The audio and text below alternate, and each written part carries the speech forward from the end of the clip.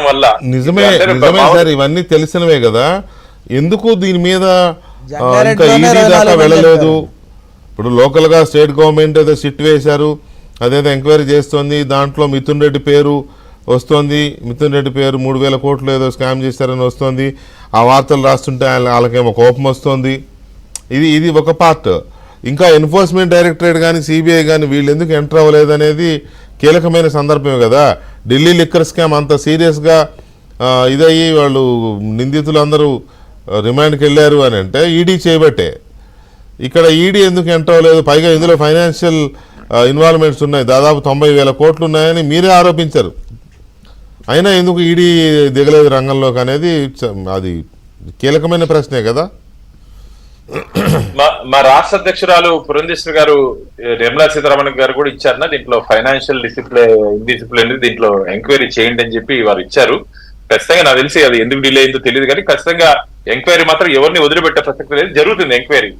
ఆలస్యమే కానీ ఎవరు తప్పించుకునే అవకాశమే లేదు. ఒకవేళ మీరు చెప్పినట్టు ఎన్నికల వల్ల లాస్ట్ ఎన్నికల ఇయర్ లో ఇది డేటెడ్ 2023 కాబట్టి మనకు 2024 లో ఎలక్షన్ జరిగాయి కాబట్టి ఆ ఎలక్షన్ పీరియడ్ లో ఒకవేళ డిలే ఏమైనా అయింటుందేమో తెలియదు, కానీ ఖచ్చితంగా ఎవరు కానీ తప్పించుకునే అవకాశమే లేదు.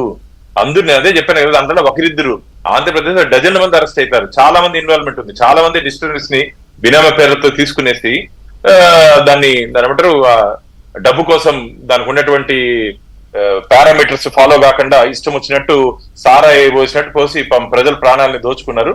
ఇది ఖచ్చితంగా జగన్ మోహన్ రెడ్డి ఓడిపోవడానికి కారణం మందుబాబులు కూడా అని అంటున్నారు. మామూలు అయినా బయట ఎక్కడైనా పోతే టీ కొట్లు కాడ ఆడేయడా అప్పుడు మాట్లాడుకునే వాళ్ళు, ఈ జగన్ వచ్చినాక మాకు ఈ బాము ఏదో అంటారు, అవన్నీ ఇచ్చేసి నాణ్యమైనటువంటి మందు లేదు మాకు అని చెప్పి మందుబాబులు కూడా చెప్పించేవారు.